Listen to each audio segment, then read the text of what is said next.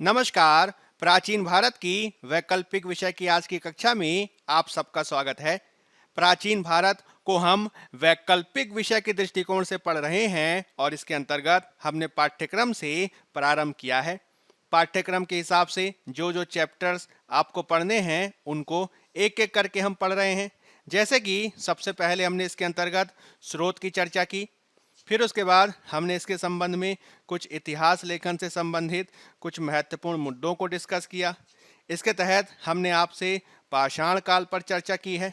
पाषाण काल के तहत ही हमने आपसे ताम्र पाषाण काल पर भी चर्चा की है और वर्तमान में हम इंडस वैली सिविलाइजेशन यानी सिंधु घाटी सभ्यता, जिसे हड़प्पा सभ्यता के नाम से भी जाना जाता है, उस पर चर्चा कर रहे हैं।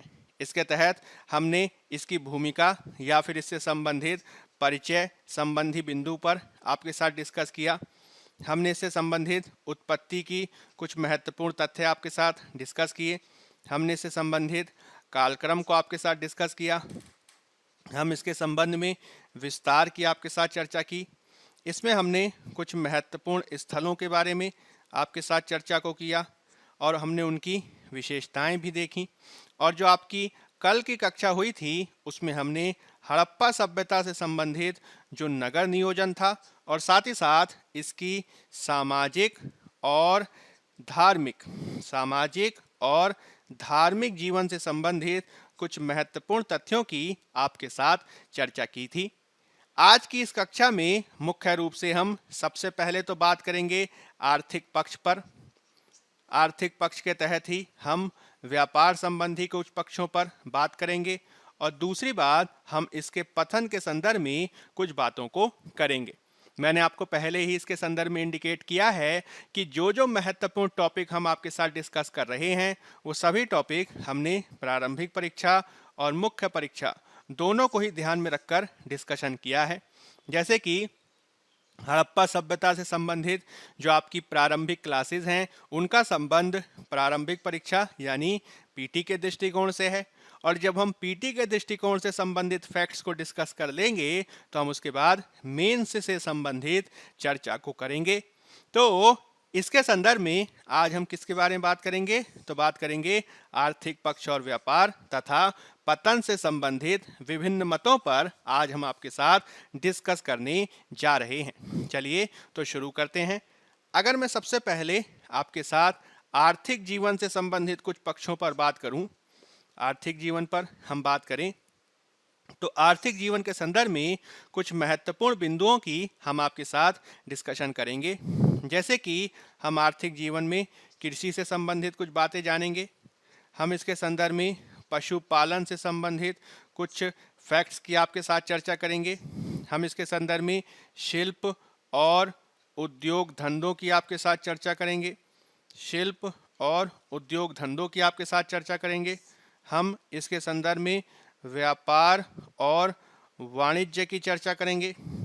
हम इसके संदर्भ में जो इसका माध्यम है उसमें हम मोहरों की चर्चा करेंगे और साथ ही साथ हम इसमें लिपि पर भी आपके साथ बात करेंगे, क्योंकि इन दोनों का ही संबंध किसी न किसी रूप में आर्थिक जीवन से भी है। यदि इसमें मैं पहले टॉपिक को आपके साथ डिस्कस करूं तो कृषि के संबंध में आप सबसे पहले 2 से 3 महत्वपूर्ण बातें ध्यान में रखिए। जैसे कि सबसे पहली बात आपको क्या ध्यान रखनी है कि जब भी हमारे मन में हड़प्पा सभ्यता का विचार आता है तो आपको ये ध्यान रखना है कि हड़प्पा सभ्यता एक नदी घाटी सभ्यता है। किस प्रकार की सभ्यता है, तो एक नदी घाटी सभ्यता है जहाँ पे हम जलोढ़ मिट्टी को पाते हैं, यानी नदियों के द्वारा बहाकर लाई गई मिट्टी को पाते हैं और सामान्य तौर पर जलोढ़ मिट्टी को उपजाऊ माना जाता है, जो कि वो होती भी है। और इसके चलते यहाँ पे क्षेत्र में यानी जो नदी घाटी सभ्यताएं होंगी, जो जलोढ़ मिट्टी वाला क्षेत्र होगा वह प्राकृतिक रूप से ही उपजाऊ क्षेत्र होगा और इससे जो कृषि की जो संभावनाएं हैं, कृषि के जो प्रोस्पेक्ट्स हैं, संभावनाएं हैं, वह काफ़ी अधिक बढ़ जाते हैं। चूँकि हड़प्पा सभ्यता सिंधु नदी और इसकी सहायक नदियों के किनारे विकसित हुई सभ्यता थी, सिंधु और उसकी सहायक नदियों के सहारे विकसित हुई सभ्यता थी। यही कारण है कि हम इस सभ्यता में कृषि की प्रधानता को देखते हैं। आपको ये चीज ध्यान रखनी होगी कि किस प्रकार से इस सभ्यता में हमें कृषि की प्रधानता दिखाई देती है, और इस कृषि की प्रधानता के साक्ष्य जो हैं वह हमें कई बिंदुओं से प्राप्त होते हैं। अब इसमें कौन कौन से पॉइंट्स आपको ध्यान रखने हैं जो कृषि की प्रधानता को दर्शाते हैं? तो अगर मैं साक्ष्यों के बारे में बात करूं तो आपको ध्यान रखना होगा कि हड़प्पा और मोहनजोदड़ो से हमें अन्नागार की उपस्थिति देखने को मिलती है। हड़प्पा और मोहनजोदड़ो दोनों से हमें अन्नागार मिलते हैं। ये अन्नागार के संदर्भ में माना जाता है कि संभवतः या तो ये अधिशेष उत्पादन को यानी अतिरिक्त उत्पादन को सुरक्षित रखने का माध्यम होंगे, या फिर हो सकता है कि ये कराधान के रूप में लिया जाता होगा जिसे शासक वर्ग, पुरोहित वर्ग या प्रशासनिक वर्ग के द्वारा इकट्ठा किया जाता होगा। इसके बारे में यह भी माना जा सकता है कि हो सकता है इसको अकाल जैसी आप कह सकते हैं अकाल जैसी समस्याओं से निपटने के लिए, अकाल आदि से बचने के लिए रखा जाता होगा। अब वास्तव में इसका उद्देश्य क्या था, क्योंकि हम लिपि वगैरह को पढ़ नहीं पाए हैं इसलिए हमें ज्ञात नहीं है, लेकिन इसके बावजूद अन्नागार का जो साक्ष्य है वह हमें यह बताता है कि हड़प्पा सभ्यता में कृषि की प्रधानता थी। इसके अलावा लोथल का जो क्षेत्र है वहां से हमें आटा पीसने की चक्की प्राप्त होती है। ठीक है, आटा पीसने की चक्की प्राप्त होती है जो कृषि की प्रधानता को दर्शाता है। जो हमें हड़प्पा सभ्यता से संबंधित साक्ष्य प्राप्त होते हैं वह हमें ये बताते हैं कि हड़प्पा सभ्यता में सामान्य तौर पर नवंबर और दिसंबर में सामान्य तौर पर फसल को बोया जाता था। नवंबर दिसंबर में फसल को बोया जाता था और इसे मार्च अप्रैल में काट लिया जाता था। ठीक है, साक्ष्य क्या बता रहे हैं कि नवंबर दिसंबर में फसल को बोया जाता था और मार्च अप्रैल में उसे काट लिया जाता था। यानी हड़प्पा सभ्यता के लोगों को जो वर्तमान में जो हम जिसे रबी की फसल कहते हैं उस रबी की फसल का उन्हें ज्ञान था। हड़प्पा के स्थलों से जो सामान्य प्रकार के आप कह सकते हैं फसलें या फिर अनाज वगैरह प्राप्त हुए हैं उसमें 9 फसलों के बारे में आपको ध्यान देना है। ठीक है, ये कहा जाता है कि हड़प्पा सभ्यता के लोगों को सामान्य रूप से 9 फसलों का ज्ञान तो जरूर था। इसमें हमें साक्ष्य प्राप्त होते हैं गेहूं के, इसमें हमें साक्ष्य प्राप्त होते हैं जौ के, इसमें हमें साक्ष्य प्राप्त होते हैं कपास के, इसमें हमें साक्ष्य प्राप्त होते हैं तरबूज के, इसमें हमें साक्ष्य प्राप्त होते हैं खरबूज के, इसमें आपको ध्यान रखना है मटर का नाम, इसमें आपको ध्यान रखना है राई का नाम, इसमें आपको ध्यान रखना है सरसों का नाम और तिल। ये कुल मिला के 9 फसलें जो हैं हमें मुख्य रूप से प्राप्त हुई हैं हड़प्पा क्षेत्रों से, जिनमें गेहूं, जौ, कपास, खरबूज, तरबूज, मटर, राई, सरसों और तिल जो है सामान्य रूप से पाई जाने वाली फसलों के उदाहरण हैं। इसके अलावा कुछ विशेष स्थानों से, ठीक है, विशेष स्थानों से हमें कुछ विशिष्ट फसलें भी प्राप्त होती हैं। जैसे कि लोथल नाम के स्थान से हमें चावल के साक्ष्य प्राप्त होते हैं। इसके अलावा जो रंगपुर का क्षेत्र है वहाँ से हमें धान की भूसी के साक्ष्य प्राप्त होते हैं। लोथल से चावल, रंगपुर से धान की भूसी। इसके अलावा रोजिदी नाम का जो स्थल है, ठीक है, आपको ध्यान रखना है लोथल भी गुजरात में है, रंगपुर भी गुजरात में है और रोजिदी भी गुजरात में है। तो रोजिदी से हमें रागी के साक्ष्य प्राप्त होते हैं, हमें ज्वार के साक्ष्य प्राप्त होते हैं और कोदो के साक्ष्य प्राप्त होते हैं। रागी, ज्वार और कोदो ये तीनों जो हैं वह मोटे अनाज के साक्ष्य हैं, मोटे अनाज के साक्ष्य हैं। यानी मोटे अनाज के भी साक्ष्य जो हैं हमें प्राप्त होते हैं कहाँ से, तो हड़प्पा सभ्यता से। इसके अलावा मैंने आपको ये बताया था कि आपका जो बनावली वाला जो स्थल है, ठीक, वहाँ से हमें बहुत अच्छे किस्म के जौ के साक्ष्य प्राप्त होते हैं। ठीक, इसके अलावा आपको यह भी ध्यान रखना है कि लोथल से चावल के अलावा बाजरे के भी साक्ष्य प्राप्त होते हैं, जो इस बात को दर्शाता है कि जो हड़प्पा सभ्यता है वहाँ पे विविध प्रकार की फसलों का ज्ञान था। ठीक है, इसमें अगर मैं आपको ये बताने का प्रयास करूं तो आप मोटे तौर पर एक लाइन में याद रख सकते हैं कि जब बात की जाती है चावल और मोटे अनाज की, तो उनके साक्ष्य कहाँ से प्राप्त होते हैं? तो मोटे तौर पर गुजरात से। इसके अलावा बाकी की जो 9 फसलें मैंने आपको बताई, बाकी की जो 9 फसलें मैंने आपको बताई, वो सामान्यतः प्रत्येक स्थान से इसके साक्ष्य किसी न किसी रूप में प्राप्त होते हैं। यानी आप ये कह सकते हैं कि हड़प्पा सभ्यता में विविध प्रकार के फसलों की खेती की जाती थी, जिसके साक्ष्य हमें विभिन्न क्षेत्रों से प्राप्त होते हैं। ठीक है। इसके अलावा हमें कृषि को किए जाने के भी साक्ष्य अनेक स्थानों से प्राप्त होते हैं। जैसे कि आपको बताया था मैंने कालीबंगा के बारे में।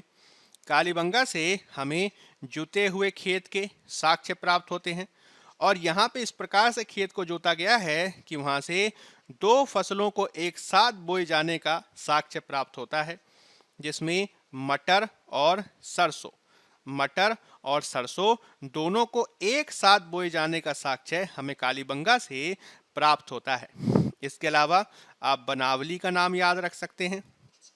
बनावली से हमें हल प्राप्त होता है जो कि लकड़ी का बना हुआ है। हल प्राप्त होता है जो कि लकड़ी का बना हुआ है। इसके अलावा हमें काफ़ी स्थानों से पत्थर के कुदाल, ठीक है, काफ़ी स्थानों से हमें पत्थर के कुदाल आदि भी प्राप्त होते हैं, जो इस बात को दर्शाता है कि हड़प्पा सभ्यता में कृषि का काफ़ी महत्व था और विविध प्रकार की खेती और फसलों के उदाहरण हम देखते हैं, जिसमें अलग अलग स्थानों से अलग अलग प्रकार की फसलें और सामान्य फसलों का ज्ञान भी हमें प्राप्त होता है। ठीक है। तो कृषि के बारे में ये कुछ पॉइंट्स हैं जो आप ध्यान रखेंगे। कृषि के साथ ही यदि मैं आपसे पशुपालन पर भी डिस्कशन करूं, तो पशुपालन के संदर्भ में आप ये ध्यान रखेंगे कि हमें हड़प्पा सभ्यता से विविध प्रकार के पशुओं के साक्ष्य प्राप्त होते हैं और पशुओं का महत्व भी विविध प्रकार से देखा जाता है। जैसे कि पशुओं का प्रयोग किया जाता था कृषि के क्षेत्र में, सामान्य रूप से उनसे हल वगैरह चलवाने के लिए उनका प्रयोग किया जाता था। इसके अलावा पशुओं का प्रयोग किया जाता था परिवहन के साधन के रूप में। पशु का प्रयोग किया जाता था परिवहन के साधन के रूप में, क्योंकि हमें बहुत सारी इक्का गाड़ी आदि के संकेत प्राप्त होते हैं। इसके अलावा यह भी माना जाता है कि पशुओं का प्रयोग जो है वह क्रय विक्रय के साधन के रूप में उनकी मार्केटिंग वगैरह के लिए किया जाता था, ताकि संकट के समय उन्हें बेच के मुद्रा आदि की प्राप्ति की जा सके। इसके अलावा संभवतः उनका प्रयोग भोजन के रूप में या फिर मांस आदि के लिए भी किया जाता था। हड़प्पा सभ्यता से हमें विविध प्रकार के पशुओं के भी साक्ष्य प्राप्त होते हैं, जिसमें हमें ज्ञान प्राप्त होता है गाय का, हमें ज्ञान प्राप्त होता है बैल का। इसके अलावा भैंस का नाम आप याद रख सकते हैं, बकरी का नाम आप याद रख सकते हैं, कुत्ता का नाम आप याद रख सकते हैं, ठीक, बिल्ली का नाम आप याद रख सकते हैं, आप हाथी का नाम याद रख सकते हैं, बाघ का नाम याद रख सकते हैं, बारहसिंगा का नाम याद रख सकते हैं। इसके अलावा ऊंट का भी नाम आप याद रख सकते हैं, जिनका हड़प्पा वासियों को ज्ञान था। अब इसके संदर्भ में हमें किस प्रकार के साक्ष्य प्राप्त हुए हैं, तो आपको ये ध्यान रखना होगा कि इन पशुओं के बारे में जानकारी हमें इस प्रकार से प्राप्त होती है कि हमें कुछ की तो मिट्टी की मूर्तियां यानी मृण मूर्तियां मिलती हैं, तो कुछ के हम कंकाल प्राप्त करते हैं। लेकिन इसमें एक महत्वपूर्ण तथ्य यह है कि हम बहुत सारे ऐसे जानवरों को पाते हैं जिनका मोहरों में अंकन नहीं है। ठीक है। यह आपसे क्वेश्चन पूछा जा सकता है कि हड़प्पा सभ्यता के लोगों को बहुत सारे पशुओं का ज्ञान था, किंतु कुछ ऐसे पशु हैं जिनका मोहरों में अंकन नहीं किया गया है। अब ऐसे कौन से पशु हैं जिनका मोहरों में अंकन हम प्राप्त नहीं पाते हैं? तो इनमें आपको गाय का नाम याद रखना है, इसमें हमें घोड़े का नाम याद रखना है और इसमें हमें ऊंट का नाम याद रखना है। गाय, घोड़ा और ऊंट ऐसे जंतु हैं जिनका ज्ञान हड़प्पा वासियों को था, किंतु मोहरों पर हम उनका अंकन नहीं पाते हैं। इसके अलावा हमें ऊंट की हड्डी प्राप्त होती है। ठीक है। ऊंट की हड्डियां कहाँ से प्राप्त होती हैं? तो कालीबंगा से प्राप्त होती हैं। ठीक है। इसके अलावा हमें घोड़े का अंकन जो है वह कहीं प्राप्त नहीं होता है, हालांकि घोड़े के साक्ष्य जो है हमें कुछ स्थानों से प्राप्त होते हैं। ठीक है, घोड़े के साक्ष्य जो हैं हमें कुछ स्थानों से प्राप्त होते हैं, जिसमें कम से कम 3 स्थानों के नाम आपको ध्यान रखने हैं। 3 स्थानों के नाम जो हैं आपको ध्यान रखने हैं। जैसे कि सबसे पहला नाम आप ध्यान रखेंगे सुरकोटदा का। सुरकोटदा से हमें घोड़े का कंकाल प्राप्त होता है। सुरकोटदा से हमें घोड़े का कंकाल प्राप्त होता है। इसके अलावा लोथल नाम के स्थल को आप ध्यान रखेंगे, जहाँ से घोड़े का हमें जबड़ा प्राप्त होता है। इसके अलावा राना घुंडई नाम का एक स्थल है। राना घुंडई नाम का एक स्थल है, जहाँ से हमें घोड़े का दांत प्राप्त होता है। ठीक है, मोहरों पे इसका अंकन हमें देखने को नहीं मिलता है, लेकिन ऐसी बात नहीं है कि हमें इसके साक्ष्य प्राप्त नहीं होते। घोड़े के साक्ष्य हमें मुख्य रूप से 3 स्थलों से प्राप्त होते हैं, जिसमें सुरकोटदा से हमें घोड़े का कंकाल प्राप्त होता है। ठीक, लोथल से हमें घोड़े का जबड़ा प्राप्त होता है और राना घुंडई से घोड़े का हमें दांत प्राप्त होता है। ठीक, अब इसमें भी आपको ये ध्यान रखना है, जो मैंने आपको पहले बताया था कि अगर हम इसमें प्रमुख पशु की बात करें, ठीक, तो प्रमुख पशु के रूप में कुबड़ वाला बैल। ठीक है, प्रमुख पशु के रूप में आप यह ध्यान रखेंगे, प्रमुख पशु के रूप में कुबड़ वाला बैल काफी महत्वपूर्ण है। ठीक, कुबड़ वाला बैल काफी महत्वपूर्ण है, जो वृषभ पूजा के साक्ष्य है। ठीक है, वृषभ पूजा के साक्ष्य हमें देता है और इसके बारे में ये माना जाता है कि संभवतः इसकी पूजा की जाती थी, जिसके साक्ष्य हमें मोहनजोदड़ो से प्राप्त होते हैं। कहाँ से? मोहनजोदड़ो से हमें इसके साक्ष्य प्राप्त होते हैं। इसके अलावा एक पशु के बारे में आप ध्यान रखेंगे, जिसका नाम है सिंह। सिंह का जो अंकन है वह हड़प्पा सभ्यता की मोहरों में नहीं है। सिंह का जो अंकन है वह हड़प्पा सभ्यता की मोहरों में नहीं है, लेकिन मेसोपोटामिया की मोहरों में यह देखने को मिलता है। मेसोपोटामिया की मोहरों में यह देखने को मिलता है। यह बात भी आपको ध्यान रखनी है। ठीक है, तो पशुपालन के संदर्भ में ये कुछ फैक्ट्स हैं जो आप ध्यान रखेंगे। अब इसी के संदर्भ में यदि मैं आपको शिल्प और उद्योग धंधे, शिल्प और उद्योग धंधों को बताने का प्रयास करूं, तो शिल्प और उद्योग धंधों के संदर्भ में हमें कुछ महत्वपूर्ण उद्योगों के उदाहरण ध्यान रखने होंगे। जैसे कि हमें कपड़ा उद्योग का ध्यान रखना होगा, हमें मिट्टी के बर्तन यानी मृदभांड उद्योग का ध्यान रखना होगा, हमें मनका यानी बीड्स इंडस्ट्री का ध्यान रखना होगा और हमें सीप उद्योग का भी ध्यान रखना होगा। इन सब के महत्वपूर्ण रूप से उदाहरण हमें हड़प्पा सभ्यता में प्राप्त होते हैं। अब अगर मान लीजिए मैं इसमें आपको कपड़ा उद्योग के बारे में कुछ बातें बताने का प्रयास करूं, तो आपको ये ध्यान रखना है कि हड़प्पा सभ्यता में कपड़ा जो था वह सबसे महत्वपूर्ण, सबसे प्रमुख उद्योगों में से था, जिसमें हम सूती और साथ ही साथ ऊनी वस्त्र दोनों ही प्रकार के साक्ष्यों को पाते हैं। मैंने आपसे इस बात को डिस्कस किया था कि सूती वस्त्र जो हैं हमें 2 प्रकार के प्राप्त होते हैं, जिसमें सूती वस्त्र सादे भी हैं और सूती वस्त्र हमें कढ़ाईदार भी प्राप्त होते हैं। मुख्य रूप से कढ़ाईदार के बारे में आपको ध्यान रखना है कि जो हमें योगी की मूर्ति प्राप्त हुई है, ठीक है ना, योगी की जो मूर्ति प्राप्त हुई है उसमें वह जो शॉल ओढ़ा हुआ है वह 3 पत्ती वाला शॉल है, कढ़ाईदार शॉल है। इसके अलावा मैंने आपको बताया था कि यूनानियों के द्वारा जिस प्रकार से कपास को सिंडन कहा गया है, कपास को सिंडन कहा गया है, वह भी इस बात को दर्शाता है कि कपास की जो खेती है वह मुख्य रूप से हड़प्पा सभ्यता में देखी जाती थी, जिसके लिए वह काफी प्रसिद्ध था।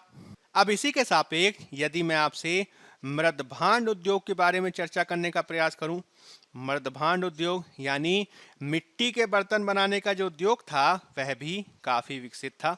मिट्टी के बर्तन बनाने का उद्योग काफी विकसित था, जिसमें हमें मिट्टी के भी बर्तन प्राप्त होते हैं।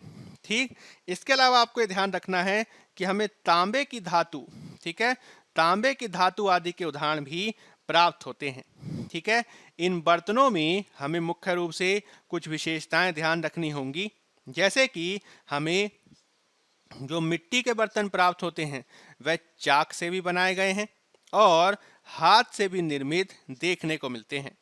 चाक से भी बने निर्मित दिखने को मिलते हैं और हाथ से बने हुए बर्तन भी देखने को मिलते हैं। इन बर्तनों को आप कह सकते हैं रंगने आदि के लिए लाल रंग का प्रयोग किया गया है और इनके ऊपर काले रंग से लाल रंग का और प्रयोग किया गया है और काले रंग से जो है हमें इसमें क्या कह सकते हैं उसे सजावट देखने को मिलती है। यही कारण है कि हड़प्पा सभ्यता के जो आप कह सकते हैं कि जो मृदभांड हैं उन्हें लाल काले मृदभांड भी कहा जाता है। लाल काले मृदभांड का मतलब क्या हुआ कि उनको लाल रंग से रंगा गया है, ठीक है, लाल रंग से जो है उनको रंगा गया है और काले रंग से जो है उन पर सजावट की गई है, लाइनिंग खींची गई है, उन पर विविध प्रकार के ज्योमेट्रिकल पैटर्न वगैरह बनाए गए हैं, फूल पत्तियां वगैरह बनाई गई हैं, जिससे जो मिट्टी के बर्तन हैं वह काफ़ी आकर्षक दिखाई देते हैं। ठीक है, इसके अलावा यदि मैं आपको मन का उद्योग के बारे में कुछ बातें बताने का प्रयास करूं, मन का उद्योग, तो मन का यानी बीड्स आप कह सकते हैं एक प्रकार के मोती का उदाहरण है। तो वह जो है विविध प्रकार के आप कह सकते हैं विविध प्रकार की वस्तुओं से बनाए जाते थे। जैसे कि मन के हमें मिट्टी के भी मिलते हैं, मन के हमें गोमेद के भी मिलते हैं, ठीक, मन के हमें फिरोजा पत्थर के भी मिलते हैं, ठीक है, मन के जो हैं वह लाल पत्थर के यानी मूंगा वगैरह के भी मिलते हैं। इसके अलावा मन का हमें चांदी का मिलता है, मन के हमें सोने आदि के भी देखने को मिलते हैं। ठीक है, आपको ये ध्यान रखना है कि यह वस्त्र उद्योग के बाद, ठीक है, वस्त्र उद्योग के बाद दूसरा सबसे बड़ा उद्योग था। ठीक है, मन का बनाने के उदाहरण जो है विविध स्थलों से प्राप्त होते हैं, जो वस्त्र उद्योग के बाद इसे दूसरा सबसे बड़ा उद्योग बना देता है। इसमें आपको यह भी ध्यान रखना होगा कि विभिन्न जो वर्ग हुआ करते थे, विभिन्न जो लोग हुआ करते थे, वो अपनी क्षमताओं के हिसाब से इनका प्रयोग करते थे। जिसमें जो गरीब वर्ग वगैरह हुआ करता होगा वह संभवतः मिट्टी के मनकों आदि का प्रयोग किया करता होगा और जो अमीर वर्ग वगैरह हुआ करता होगा वह सोने चांदी के मन के इस्तेमाल किया करता होगा। ठीक, इसके अलावा मध्य वर्ग वगैरह जो होता होगा, ठीक, वह मिट्टी के भी मन के इस्तेमाल किया करता होगा।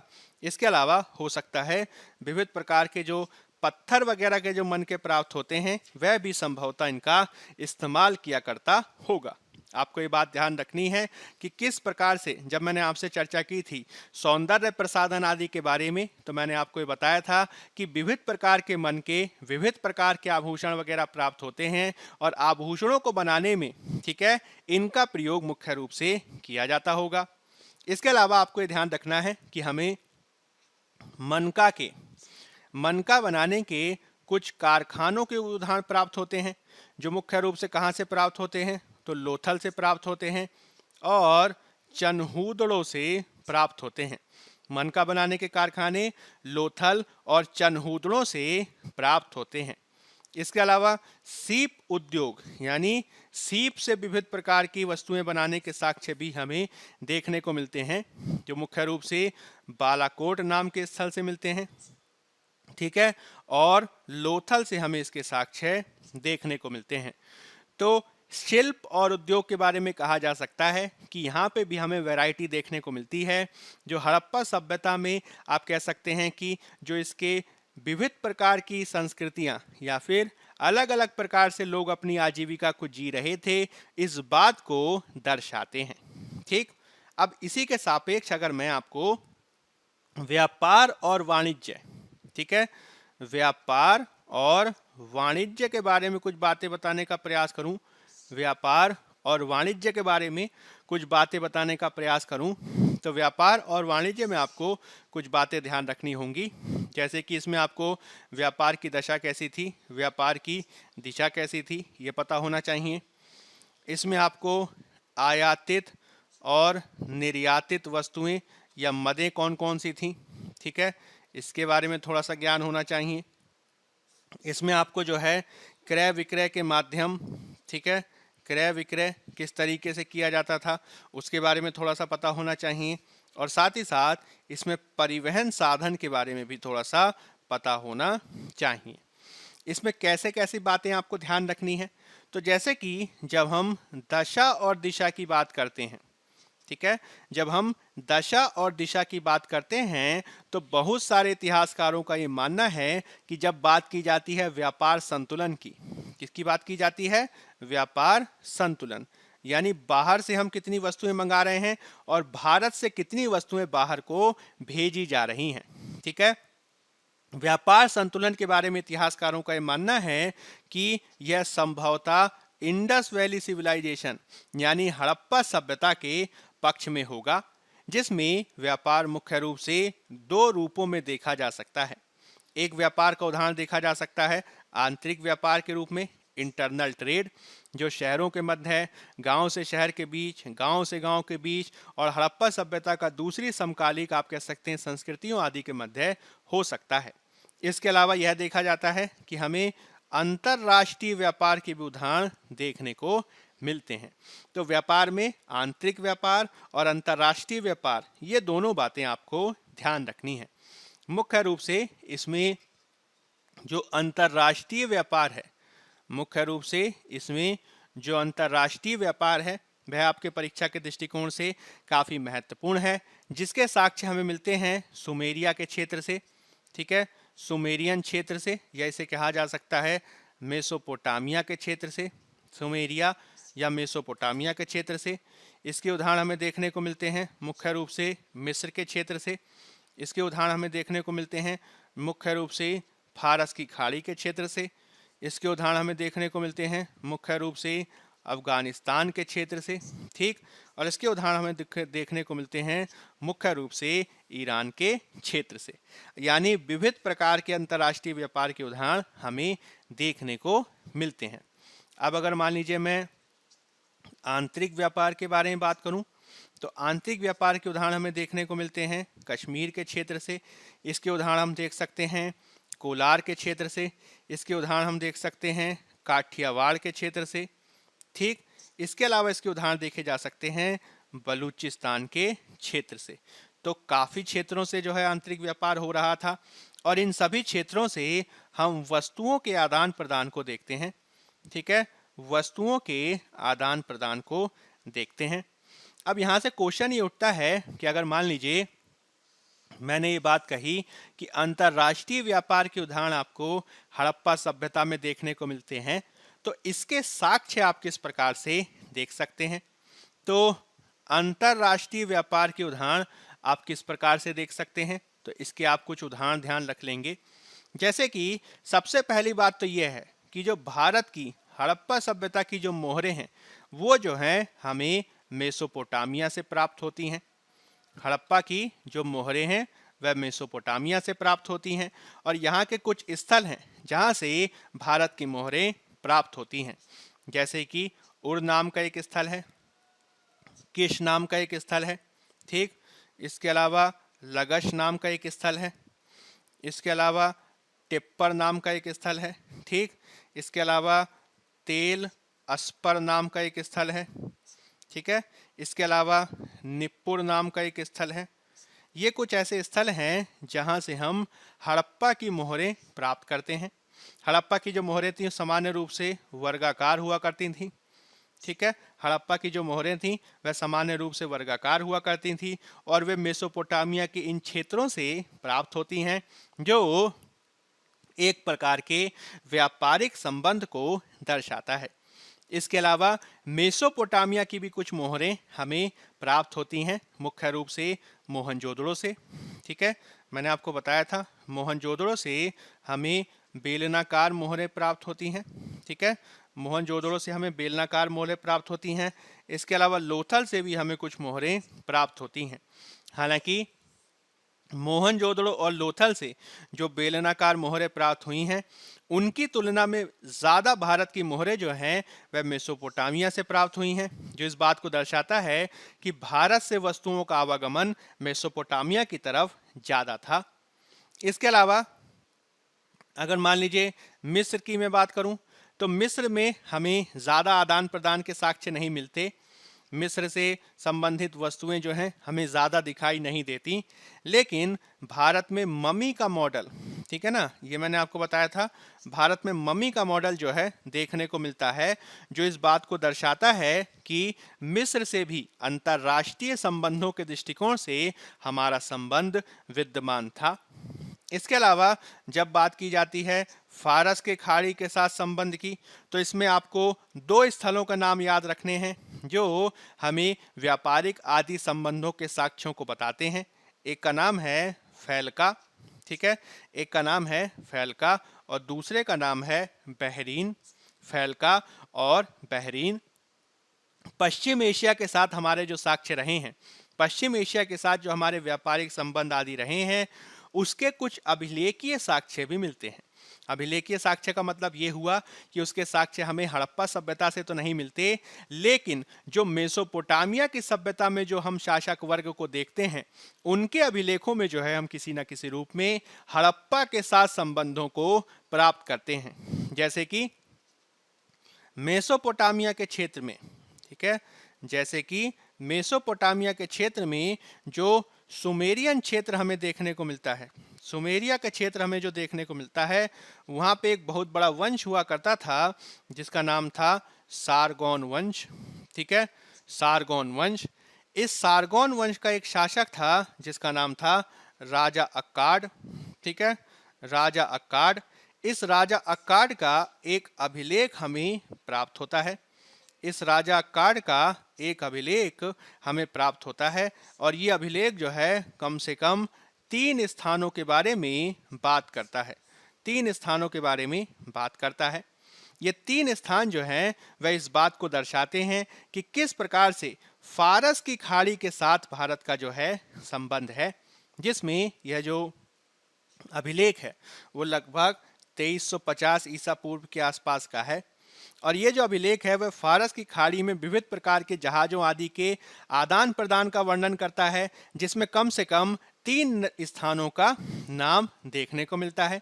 एक स्थान है मेलुहा, ठीक है, एक स्थान है मेलुहा, दूसरा स्थान है मगन और तीसरा स्थान है दिलमुन, ठीक है, मेलुहा, मगन और दिलमुन, ठीक, ये चीज आपको ध्यान रखनी है।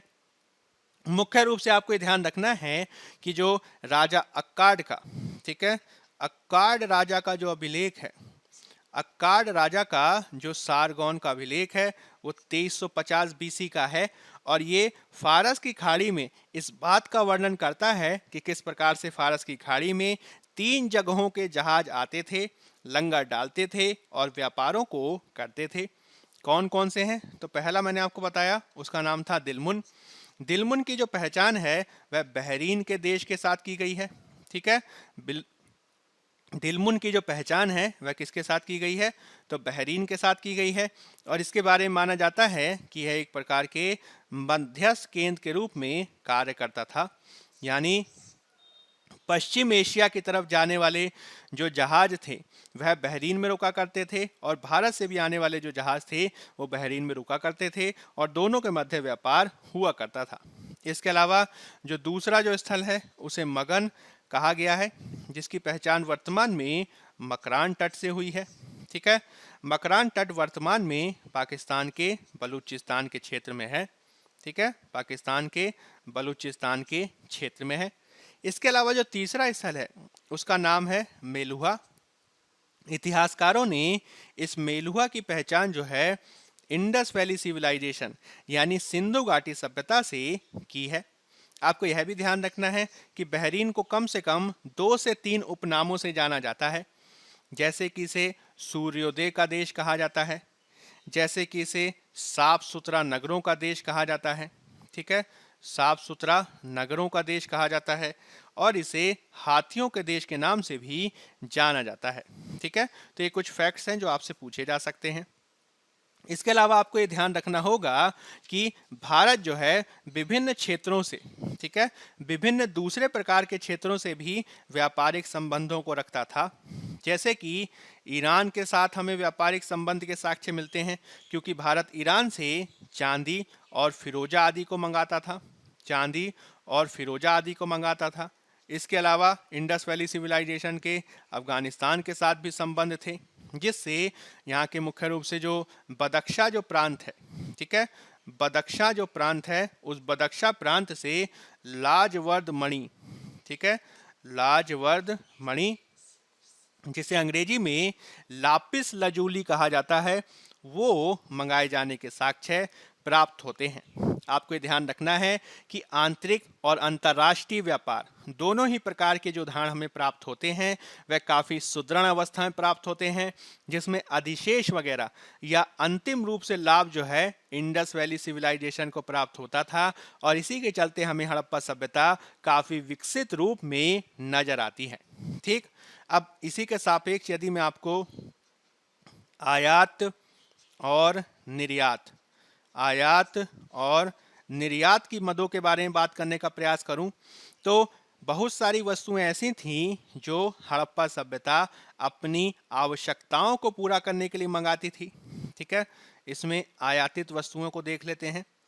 आयातित वस्तुएं, और ये कहाँ से मंगाई जाती थी, तो इनका स्थान या क्षेत्र, और आपको ये ध्यान रखना है कि ये जो वस्तुएं हैं वह आंतरिक व्यापार का भी भाग हैं और अंतर्राष्ट्रीय व्यापार के भी उदाहरण देखने को मिलते हैं। जैसे कि बहुत सारे जो बहुमूल्य पत्थर वगैरह होते थे, ठीक है, बहुत सारे जो बहुमूल्य पत्थर वगैरह हुआ करते थे, या फिर आप कह सकते हैं अर्ध कीमती पत्थर वगैरह हुआ करते थे, बहुमूल्य या अर्ध कीमती पत्थर वगैरह हुआ करते थे, उनको कश्मीर से मंगाया जाता था, उनको काठियावाड़ से मंगाया जाता था। कश्मीर, काठियावाड़ और बलूचिस्तान के क्षेत्र से उन्हें मंगाया जाता था। कहाँ से? कश्मीर, काठियावाड़ और बलूचिस्तान के क्षेत्र से। इसके अलावा सोने का भी आयात किया जाता था, जो मुख्य रूप से मैसूर के क्षेत्र में, कर्नाटक के क्षेत्र में, ठीक, मैसूर के कोलार की खानों से किया जाता था। इसके अलावा तांबा भी मंगाया जाता था। ठीक है, तांबा भी मंगाया जाता था, और तांबे को कहाँ से मंगाते थे, तो राजस्थान के खेतड़ी से। ठीक है, राजस्थान में खेतड़ी की खानों से इसे मंगाया जाता था, और कुछ मात्रा में इसे मद्रास के क्षेत्र से भी मंगाया जाता था। इसके अलावा आपको याद ध्यान रखना है कि जो लाजवर्द मणि है वह मैंने आपको बताया कि अफगानिस्तान का जो बदख्शां, ठीक है, अफगानिस्तान का जो बदख्शां का क्षेत्र है वहाँ से मंगाते थे। और जब बात की जाती है चांदी की, जब बात की जाती है फिरोजा की, जब बात की जाती है अन्य प्रकार की वस्तुओं की, तो मुख्य रूप से चांदी और फिरोजा जो है वह ईरान और अफगानिस्तान, ठीक है, ईरान और अफगानिस्तान से मंगाया जाता था। इसमें लाजवर्द मणि और चांदी फिरोजा किसके साक्ष्य हो गए, तो ये हो गए वाह्य व्यापार के साक्ष्य। ठीक, और बाकी को जो है आप आंतरिक व्यापार के साक्ष्यों के रूप में देख सकते हैं। किसको देख सकते हैं, तो आंतरिक व्यापार के साक्ष्य के रूप में इसे देख सकते हैं, जो इस बात को दर्शाता है कि हड़प्पा सभ्यता के लोगों का जो व्यापार संबंधी संपर्क था वह काफ़ी व्यापक था, और अलग अलग क्षेत्रों से इसके उदाहरण प्राप्त होते हैं। ठीक, अब अगर मान लीजिए मैं इसी में आपको निर्यातित वस्तुएं बताने का प्रयास करूं, ठीक, निर्यातित वस्तुएं प्राप्त करने का प्रयास करूं, तो भारत हड़प्पा सभ्यता जो है बहुत सारी वस्तुओं का निर्यात आप कह सकते हैं अलग अलग क्षेत्रों में करता था, जिसमें सीप से बनी वस्तुएं, ठीक, सीप से बनी वस्तुएं, जिसमें आप कह सकते हैं हाथी दांत के पैमाने, हाथी दांत के पैमाने जो होते थे, स्केल वगैरह जो हुआ करते थे, ठीक, जिसके साक्ष्य जो है हमें लोथल से प्राप्त होते हैं। इसके अलावा वस्त्रों का निर्यात पूरी दुनिया को किया जाता था, और मनकों का निर्यात भी पूरी दुनिया को किया जाता था, जो इस बात को दर्शाता है कि भारत जो है इस मामले में काफ़ी आगे रहा है, और मुख्य रूप से हड़प्पा सभ्यता व्यापार के मामले में काफ़ी विकसित सभ्यता के रूप में देखी जा सकती है। अब हम व्यापार के ही सापेक्ष यदि हम इसके संबंध में कुछ माध्यमों की बात करें, यानी व्यापार को किए जाने में किन माध्यमों की महत्वपूर्ण भूमिका थी, तो इसमें कम से कम 3 बातें जो आपको ध्यान रखनी है। इसमें सबसे पहली बात आप ध्यान रखेंगे पैमाने के बारे में, यानी इसमें बाट और माप आदि की महत्वपूर्ण भूमिका थी। इसमें मोहरों की महत्वपूर्ण भूमिका थी, और इसमें हमें लिपि के उदाहरण आदि भी प्राप्त होते हैं। अगर मैं पैमाने के बारे में बात करूं तो जैसा कि मैंने आपको बताया कि हमें लोथल आदि के क्षेत्रों से, ठीक है, लोथल आदि के क्षेत्रों से हाथी दांत के पैमाने यानी स्केल प्राप्त होते हैं, जिन्हें 16 के गुणज में देखा जा सकता है। 16 के गुणज में इसे हम देख सकते हैं, यानी 16, 32, 48, 64 आदि के गुणज में इसे देखा जा सकता है। इसके अलावा बाट और माप के भी उदाहरण हमें प्राप्त होते हैं। बाट और माप के भी उदाहरण प्राप्त होते हैं जो मानकीकृत हुआ करते थे, ठीक है, स्टैंडर्डाइज हुआ करते थे, और ये चार्ट आदि पत्थरों से निर्मित थे। और इसमें देखा जाता था कि किस प्रकार से भार आदि के आधार पर, ठीक है, भार आदि के आधार पर इनका मूल्यांकन होता था, यानी वस्तुओं को मापने आदि में इसमें भार की भूमिका को देखा जाता था। माध्यम में सबसे ज्यादा इंपॉर्टेंट क्या है, तो मोहरों पे अलग से भी प्रश्न पूछा जा सकता है, क्योंकि हड़प्पा सभ्यता से 2500 से ज्यादा मोहरें हमें प्राप्त होती हैं। 2500 से ज्यादा हमें मोहरें प्राप्त होती हैं, जिसमें सर्वाधिक संख्या में मोहर मैंने आपको बताई थी कहां से प्राप्त होती है, तो वह मोहनजोदड़ो से प्राप्त होती है। मोहनजोदड़ो से सर्वाधिक संख्या में मोहर प्राप्त होती है। ठीक, अभिलेखीय प्रकार की मोहरें जो हैं, अगर मैं कहूं कि अभिलेखीय प्रकार की मोहरें कहां से प्राप्त होती हैं, अभिलेखीय प्रकार की मोहरें कहां से प्राप्त होती हैं, तो वह हड़प्पा से प्राप्त होती हैं। इसके अलावा आपको ये ध्यान रखना है कि जो मोहरें हैं वो वर्गाकार प्रकार की हैं, ठीक, वर्गाकार प्रकार की हैं, और इसमें हमें लिपि के साक्ष्य और पशु के साक्ष्य दोनों ही प्राप्त होते हैं। मोहरों के संदर्भ में आप कम से कम 3 बातें ध्यान रखेंगे। सबसे पहली बात क्या है कि ये किससे बनी हुआ करती थी, ठीक, ये किससे बनी थी, तो आपको ये ध्यान रखना है कि ये मूल रूप से सेल खड़ी की बनी हुआ करती थी, सेल खड़ी की बनी हुआ करती थी। इसके अलावा ये कांचली मिट्टी से भी, ठीक है, कांचली मिट्टी से भी बनने के उसके उदाहरण प्राप्त होते हैं। कुछ जो मोहरें हैं वह गोमेद की बनी हुई हैं, फिरोजा की बनी हुई हैं, चर्ट की बनी हुई हैं। इसके अलावा फ्लिंट से भी बने हुए हम इसके उदाहरण को पाते हैं। दूसरा जो प्रश्न है वह यह है कि इनका आकार किस प्रकार का होता था, तो ज्यादातर जो मोहरें हैं वह वर्गाकार हैं, हालांकि हमें आयताकार मोहरों के उदाहरण भी प्राप्त होते हैं।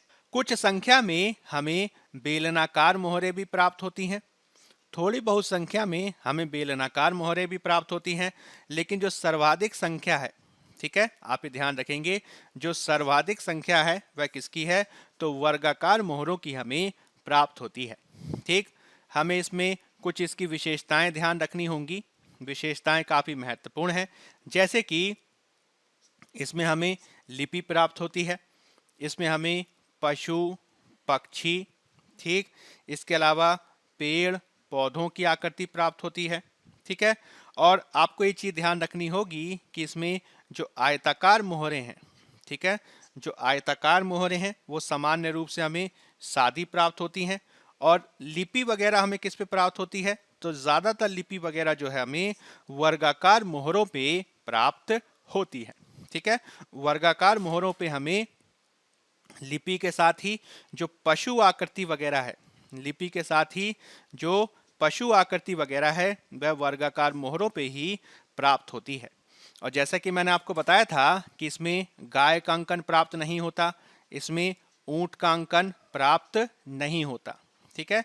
ये क्वेश्चन भी जो है आपसे पूछा जा सकता है, ठीक। इसके अलावा यदि हम माध्यम के रूप में लिपि की बात करें, स्क्रिप्ट की बात करें, तो आपको ये ध्यान रखना होगा कि लिपि जो होती है वह किसी भी भाषा को, ठीक है, किसी भी भाषा को लिखने का एक माध्यम है। लिपि जो है वह किसी भी भाषा को लिखने का एक माध्यम है। लेकिन हड़प्पा के साथ सबसे बड़ा ड्रॉबैक यह है कि हम हड़प्पा की लिपि को पढ़ ही नहीं पाए हैं, ठीक है। हड़प्पा की लिपि को पढ़ा ही नहीं जा सका है। हालांकि इसकी जो जानकारी है वह हमें प्रारंभ से ही प्राप्त होती है, जैसे कि सबसे पहले इसकी जानकारी 1853 में मिलती है, ठीक। 1923 तक आते आते हम इसके बारे में संपूर्ण जानकारी प्राप्त कर पाने की स्थिति में हैं। ऐसा ये कहा जाता है कि इस लिपि में कुल मिलाकर जो मूल चिन्ह हैं उनकी संख्या 64 है। ठीक, इसके अलावा ये जो लिपि है वह चित्राक्षर है, यानी इसमें चित्रों के माध्यम से जो है अभिव्यक्ति को किया गया है। और कुल मिलाकर इसमें जो अक्षरों की संख्या बताई गई है वह लगभग 250 से लेकर 400 तक है। इसमें जो अंग्रेजी का जो यू आकार होता है, अंग्रेजी का जो यू आकार होता है, यू आकार, इसका जो है सर्वाधिक प्रयोग किया गया है।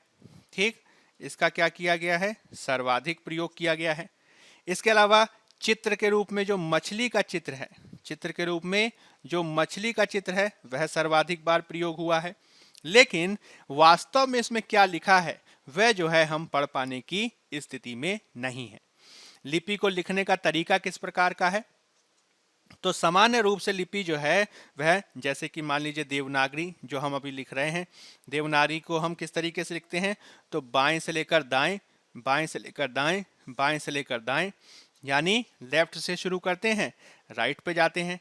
लेकिन जो हड़प्पा की जो लिपि है, ठीक है, हड़प्पा की जो लिपि है उसको बोस्त्रोफेदन, ठीक है, या उसे इस तरीके से लिखते हैं बोस्त्रोफेदन, बोस्त्रोफेदन, या इसको लिखा जाता है इस तरीके से बाउस्त्रोफेदन, ठीक है, बाउस्त्रोफेंडम, या फिर इसे गौमूतिका भी कहा जाता है। ठीक, ये क्या मतलब हुआ?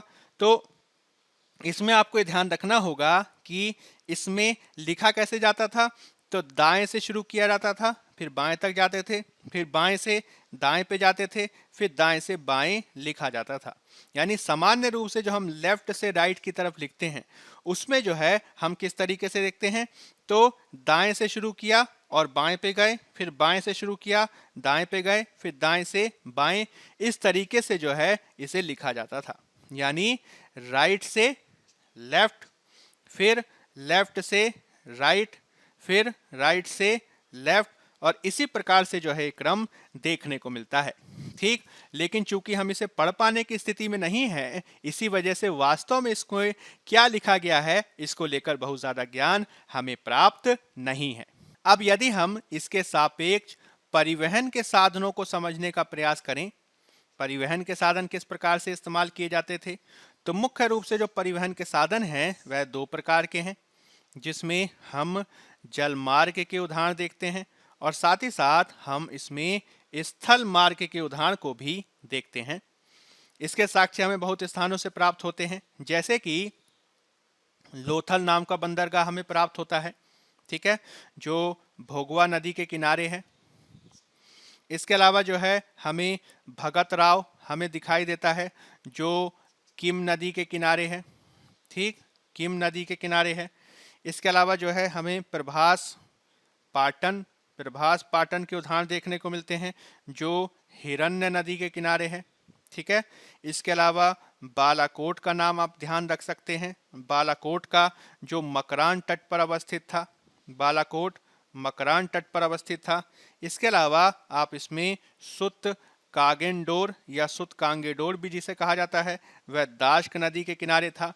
ये सब जो है महत्वपूर्ण तटवर्ती या नदी के किनारे स्थित क्षेत्र थे जहां से जल मार्ग के माध्यम से हमें व्यापार और दूसरे प्रकार के साक्ष्य देखने को मिलते हैं। इसमें आपको यह भी ध्यान रखना होगा कि इसमें कुछ और महत्वपूर्ण बातें हैं जो आपको लगातार ध्यान देनी है, जैसे कि हमें जल मार्गों के संदर्भ में बंदरगाह के भी उदाहरण देखने को मिलते हैं जिनसे व्यापार और परिवहन किया जाता था। इसके अलावा हमें दूसरे प्रकार के परिवहन के भी साक्ष्य मिलते हैं, जैसे कि आप याद रख सकते हैं कि इसमें लोथल से हमें मिट्टी की नाव का अंकन देखने को मिलता है। ठीक है, इसके अलावा जल मार्ग की जानकारी के संदर्भ में मोहनजोदड़ो भी काफ़ी महत्वपूर्ण है, मोहनजोदड़ो भी काफ़ी महत्वपूर्ण है, जहाँ से सुमेरिया की नाव के, ठीक है, सुमेरिया की नाव के अंकन के साक्ष्य देखने को मिलते हैं। स्थल मार्ग के बारे में माना जाता है कि सड़कों से जो है विविध प्रकार की क्रियाकलापों को किया जाता था। हमें जो है इक्का गाड़ी यानी बैलगाड़ी के साक्ष्य आदि प्राप्त होते हैं। हमें जो है तांबे की बैलगाड़ी के साक्ष्य प्राप्त होते हैं। ठीक है, तांबे की बैलगाड़ी के साक्ष्य प्राप्त होते हैं। इसके अलावा जैसा कि मैंने आपको बताया था कि पशुओं का जो है वह परिवहन के रूप में प्रयोग किया जाता था। तो जल मार्ग और स्थल मार्ग के बारे में ये कुछ ऐसी बातें हैं जो आपको ध्यान रखनी है। अब हड़प्पा सभ्यता के पतन के बारे में जो है आपको कुछ महत्वपूर्ण बातें ध्यान रखनी होंगी। जैसे कि जब हम हड़प्पा सभ्यता के पतन की बात करते हैं तो इसका तात्पर्य ये नहीं होगा कि सारे के सारे लोगों की समाप्ति हो गई, सारे के सारे लोग मर गए, अपितु हड़प्पा सभ्यता के पतन का साक्ष्य ये है कि हड़प्पा के विकसित काल में, ठीक है, हड़प्पा के विकसित काल में जो हम इसका नगरीय विकास देखते हैं, ठीक, या फिर जो हम इसका नगरीय विकास का जो चरण देखते हैं उसका जो है अंत हो गया। यानी हड़प्पा सभ्यता के पतन से तात्पर्य यह है कि हम इसमें नगरीय तत्वों में कमी को देखते हैं। क्या देखते हैं? नगरीय तत्वों में कमी को देखते हैं। नगरीय तत्वों में कमी को देखते हैं और नगरीय तत्वों में कमी के साक्ष्य हमें विविध प्रकार के दिखाई देते हैं। जैसे कि पहले क्या हुआ करता था कि जो सड़कें हुआ करती थी वह काफी चौड़ी हुआ करती थी।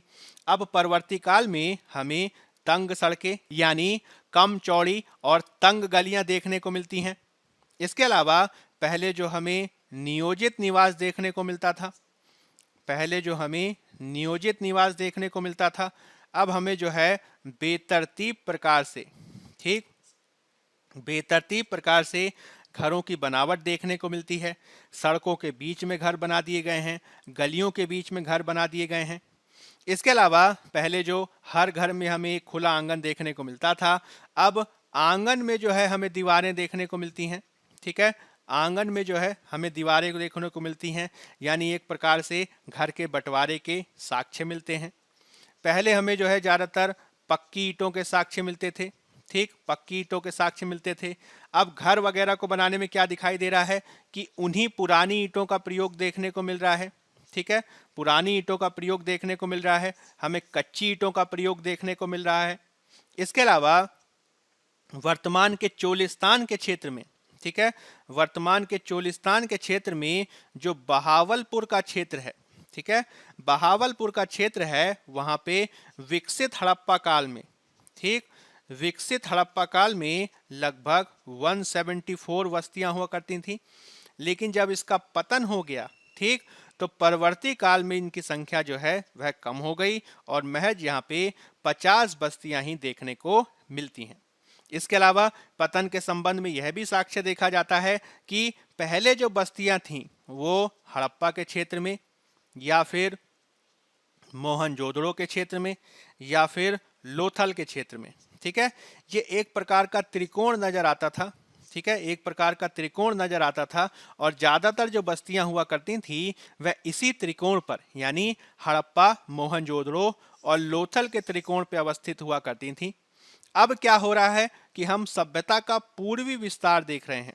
क्या देख रहे हैं? सभ्यता का पूर्वी विस्तार देख रहे हैं और अब ज्यादातर जो वस्तुएं हैं वह हमें पूर्वी राजस्थान के क्षेत्र में नजर आती हैं, ठीक है, वह हमें पूर्वी राजस्थान के क्षेत्र में नजर आती हैं।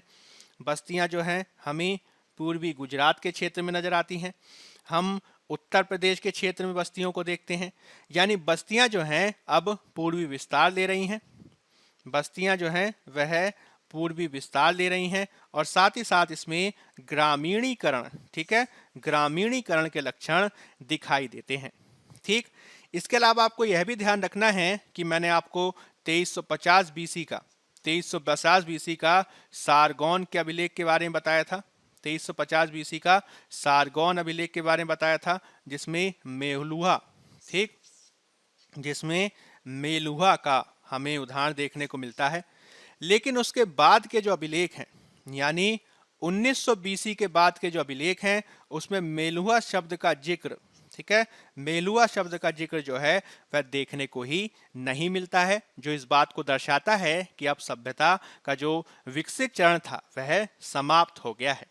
यानी आपको ये बात ध्यान रखनी होगी कि जब हम हड़प्पा सभ्यता के पतन की बात कर रहे हैं तो वास्तव में हम इसके नगरीय चरण के पतन की बात करते हैं। इसका तात्पर्य ये नहीं होगा कि सारे के सारे लोग खत्म हो गए, सब के सब लोग मर गए, अपितु इसका तात्पर्य ये है कि अब हम ग्रामीण रूप में एक प्रकार की परवर्ती सभ्यता को देखते हैं, ठीक है।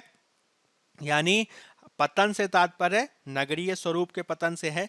सभ्यता जो है अभी भी दिखाई दे रही है, लेकिन उसका स्वरूप जो है अब ग्रामीण हो रहा है। ठीक है, इसमें आप जो जल की निकासी की बेहतर व्यवस्था देखते थे, अब वह भी दिखाई नहीं देती है। जो सफाई की व्यवस्था दिखाई देती थी, अब वह भी दिखाई नहीं देती है।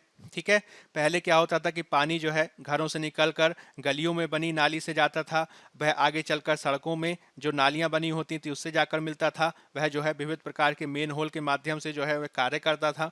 ठीक है, नालियां ढकी होती थी, समय पर उनकी सफाई होती थी, लेकिन अब इस प्रकार की व्यवस्था देखने को नहीं मिलती है।